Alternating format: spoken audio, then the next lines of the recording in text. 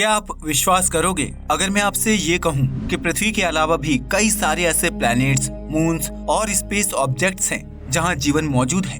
शायद नहीं। और अगर मैं ये कह दूं कि बाकी यूनिवर्स छोड़िए, हमारे सोलर सिस्टम में ही ऐसी कई जगह हैं जहाँ जीवन मिलने के चांसेस काफी ज्यादा हैं, तो आप तो मुझे फेकुचंद कहने लगोगे। लेकिन मैं झूठ नहीं बोल रहा। खुद नासा के सीनियर साइंटिस्ट्स का मानना है कि हमारे सोलर सिस्टम में ऐसी कई जगह हैं जहां जीवन मिलने के आसार दिखाई पड़ते हैं। तो दोस्तों, आज हम जाने वाले हैं हमारे सोलर सिस्टम की सैर पर, जहां हम कुछ ऐसी जगह जाएंगे जहां जीवन मिलने की संभावना काफी ज्यादा है, और कुछ ऐसी जगह भी जाएंगे जहां जीवन तो नहीं है लेकिन वहां की खूबियां इतनी अद्भुत हैं जिसे जानकर आप गहरी सोच में पड़ जाओगे। तो वीडियो को अंत तक जरूर देखिएगा, नहीं तो आप बहुत सारी चीजें मिस कर देंगे। Number 1, Enceladus. एनसेलेडस पर हुई डिस्कवरीज ने पूरे प्लैनेटरी साइंस को बदल कर रख दिया है। इस चांद की जो कुछ जानकारी अब तक हमें मिली है, ये बताती है कि एनसेलेडस अब तक खोजे गए उन जगहों में से एक है जहां जीवन मिलने के चांसेस सबसे ज्यादा हैं। यह स्टेटमेंट है नासा के कैसिनी प्रोजेक्ट से जुड़ी सीनियर साइंटिस्ट लिंडा स्पिल्कर की। अब आप खुद ही अनुमान लगा लीजिए कि एनसेलेडस कितना मिस्टीरियस और वंडर से भरा होगा। एनसेलेडस यह सोलर सिस्टम के सबसे खूबसूरत बॉडीज में से एक सैटर्न का मून है। इनफैक्ट ये सैटर्न का छठा सबसे बड़ा मून है। भले ही हाल फिलहाल में हुई अविश्वसनीय डिस्कवरीज के चलते एनसेलेडस सबसे ज्यादा चर्चा का विषय बना हुआ है, लेकिन इसकी खोज काफी सालों पहले हो चुकी थी।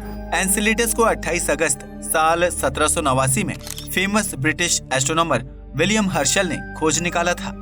जब इसकी खोज हुई थी तब इसके बारे में सिर्फ एक जानकारी मौजूद थी कि यह सैटर्न का मून है। लेकिन साल 2005 में कैसिनी स्पेसक्राफ्ट ने एनसेलेडस को जब फ्लाईबाय किया, तब यहाँ से जिस तरह की तस्वीरें और अविश्वसनीय रहस्यों का पिटारा खुला था, ऐसा अद्भुत नजारा शायद ही किसी स्पेस बॉडी को ऑब्जर्व करते वक्त देखा और महसूस किया होगा।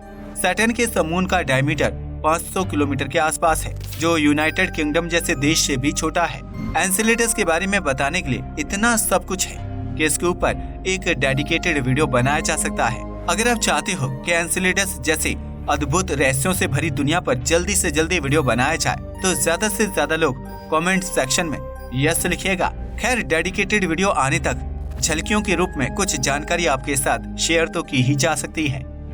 ऐसी क्या वजह है कि साइंटिस्ट इस पर जीवन मौजूद होने की इतनी ज्यादा संभावना जताते हैं? आप मुझे बताइए कि किसी जगह ऐसी कौन सी चीज होना बेहद जरूरी है। सोचिए, जरा सोचिए। नहीं पता? चलिए मैं आपको बताता हूँ। वो चीज है पानी। और एनसेलेडस एक ऐसी जगह है जहाँ पानी काफी ज्यादा मात्रा में उपलब्ध है।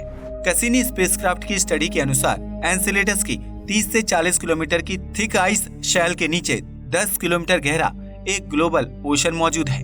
उसमें ये भी बताया जा रहा है कि पृथ्वी की तरह ही ये ओशन भी सॉल्ट वाटर ओशन हो सकता है। इन सब से हटकर एनसेलेडस अपने यूनिक फव्वारे के लिए भी जाना जाता है। एनसेलेडस की बर्फीली शैल के नीचे कुछ ऐसी एक्टिविटीज होती हैं जिसकी वजह से इस पर वोल्केनो टाइप एक फव्वारा निकलता है, जहां से बहुत बड़े पैमाने में बर्फ आसमान में उछलता है।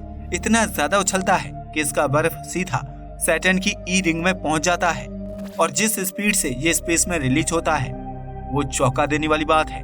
यह जो फव्वारा है ये बर्फ को 400 मीटर पर सेकंड की स्पीड से स्पेस में उड़ाता है, जो बाकी सोलर सिस्टम में बहुत रेयरली देखने को मिलता है। नंबर 2, रिया। हमारे वैज्ञानिकों ने आज तक कई प्लैनेट्स की खोज की है। कई ऐसे प्लैनेट्स और स्पेस बॉडीज हैं जहां पानी होने की संभावना जताई जाती है, लेकिन पक्के तौर पर ऐसा कोई भी प्लैनेट नहीं मिला जहां ऑक्सीजन मौजूद हो सकता है। ये सब बदल गया जब साल 2010 में कैसिनी ने एक बार फिर रिया को फ्लाईबाय किया। इसमें वैज्ञानिकों को पहली बार पृथ्वी के अलावा किसी स्पेस बॉडी पर ऑक्सीजन की मौजूदगी का पता चला। आज इस बात को 12 साल का समय गुजर चुका है, लेकिन आज भी यह डिस्कवरी उतनी ही अहमियत रखती है जितनी कि साल 2010 में, क्योंकि किसी प्लैनेट पर या मून पर ऑक्सीजन का मिलना कोई नॉर्मल बात नहीं होती। अगर यहाँ धरती पर ऑक्सीजन खत्म हो जाता है तब कोई भी जिंदा नहीं बचेगा। धरती सेकंड वीनस यानी कि शुक्र ग्रह बन जाएगी। ऑक्सीजन का क्या महत्व होता है, इसका अंदाजा आप इसी बात से लगा सकते हैं कि हम ऑक्सीजन को प्राणवायु कहते हैं, लेकिन पृथ्वी और रिया दोनों पर ऑक्सीजन बनने की प्रक्रिया बिल्कुल अलग है। पृथ्वी पर ऑक्सीजन कैसे बनता है ये तो किसी को बताने की आवश्यकता नहीं है। हाँ, मगर रिया पर ये कैसे बनता है ये जानना काफी इंटरेस्टिंग है, क्योंकि रिया सैटर्न को कंपैरेटिवली क्लोज ऑर्बिट करता है, जिस वजह से सैटर्न की मैग्नेटिक फील्ड का रिया पर काफी इंटेंस यानी कि प्रचंड प्रभाव देखने को मिलता है। इसलिए जब रिया पर मौजूद आइस की और सैटर्न की मैग्नेटिक फील्ड में मौजूद अलग अलग पार्टिकल्स की केमिकल रिएक्शन होती है, तब वहाँ से जो बाई प्रोडक्ट निकलते हैं उन्हीं में से एक ऑक्सीजन भी है।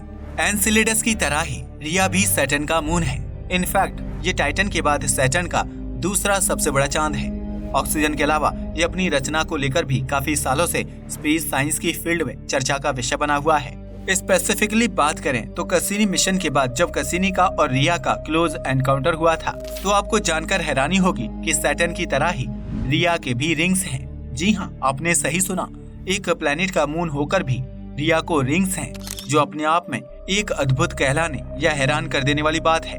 वैसे एक और बात है, ज्यादातर मून्स की तरह ही रिया भी अपने प्लेनेट सैटर्न से टाइडली लॉक्ड है, जिसका मतलब है इसकी एक साइड हमेशा अपने प्लेनेट की ओर रहती है।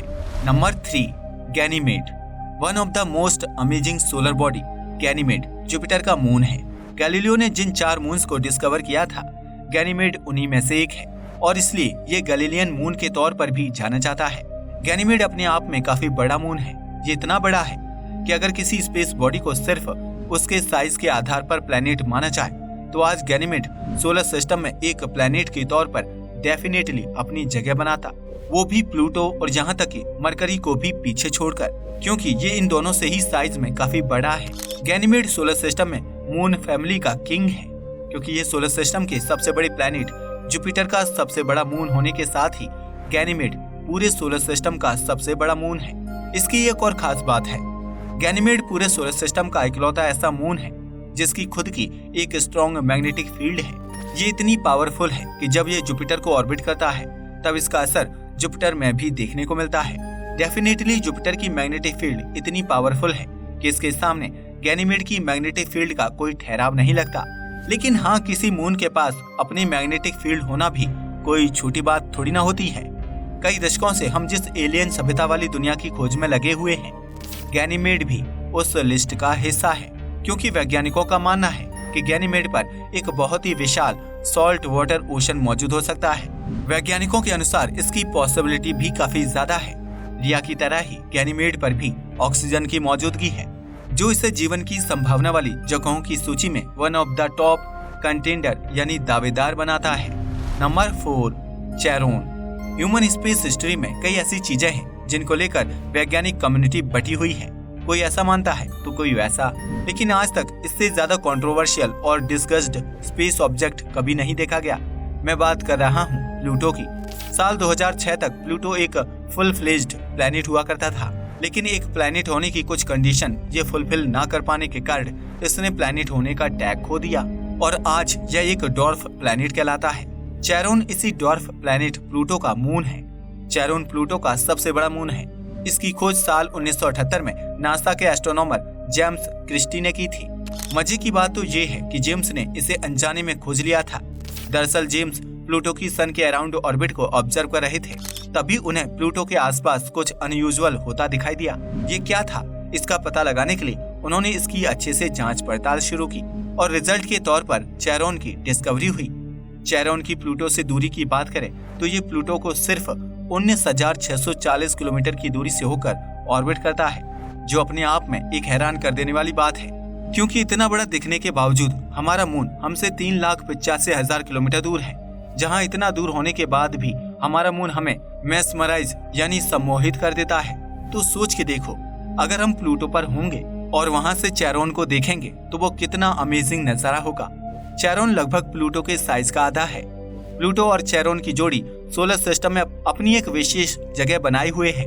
यह जोड़ी हमारी सोलर सिस्टम की एकमात्र डबल प्लैनेटरी सिस्टम है। प्लूटो और चेरोन एक दूसरे से टाइडली लॉक्ड हैं, इसलिए दोनों पर एक दूसरे की सेम साइड ही दिखाई देती है। इतना ज्यादा जुड़ाव होने के बावजूद दोनों का जो सरफेस कंपोजिशन है ये बिल्कुल ही अलग है।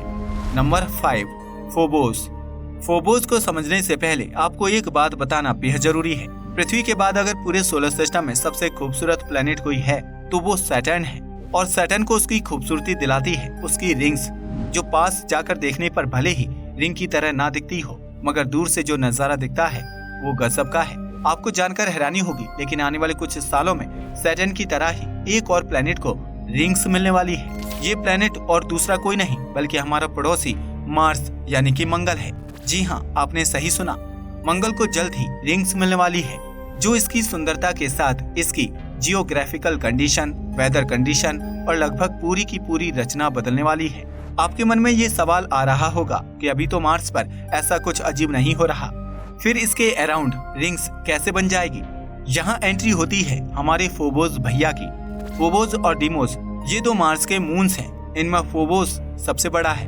फोबोस 27 × 22 × 18 किलोमीटर के डायमीटर का एक काफी छोटा मून है, लेकिन फोबोस मार्स को 6000 किलोमीटर की दूरी से ऑर्बिट करता है, जो बहुत ही ज्यादा कम अंतर है, और इसी में नमक डालने का काम करती है फोबोस की ये करामात। दरअसल हर 100 साल में फोबोस 6 फीट के दर से मार्स के नजदीक आता जा रहा है। इस तरह से चलता रहा तो आने वाले 50 मिलियन सालों में मार्स पर एक बहुत बड़ी घटना घट सकती है। वैज्ञानिकों ने मार्स के फ्यूचर को लेकर 2 तर्क दिए हैं। पहले तर्क के अनुसार फोबोस मार्स की धरती से टकरा जाएगा, जिससे मार्स पर एक रेडिकल चेंज देखने को मिल सकता है। और दूसरा तर्क, जो कि अपने आप में फैसिनेटिंग है, ये कहता है कि फोबोस हजारों लाखों टुकड़ों में बिखर जाएगा और मार्स के अराउंड एक रिंग बनाएगा। अब इन तर्कों में से कौन सा तर्क सच होगा, ये तो अभी के लिए बताया नहीं जा सकता, लेकिन ये बात श्योर है कि ये होगा जरूर। अफसोस हम इस घटना के गवाह नहीं बन पाएंगे। दोस्तों, हमने सोलर सिस्टम के 5 एकदम निराले मून्स के ऊपर चर्चा की है। मैं सोच रहा हूँ कि इस वीडियो का पार्ट 2 भी बनाया जाए, जिसमें मैं आपको ऐसे और भी मून्स के साथ हमारे अपने मून्स की भी कुछ ऐसी रोचक जानकारी जानेंगे जो शायद ही आपको पता होगी। तो अगर आप चाहते हो कि इसका पार्ट 2 भी बनना चाहिए तो कमेंट में पार्ट 2 लिख के कमेंट सेक्शन भर दीजिएगा। बाकी वीडियो अगर पसंद आई हो तो वीडियो को लाइक और ज्यादा से ज्यादा शेयर करना ना भूलिएगा, और साथ ही चैनल को भी सब्सक्राइब कीजिएगा। जय हिंद दोस्तों।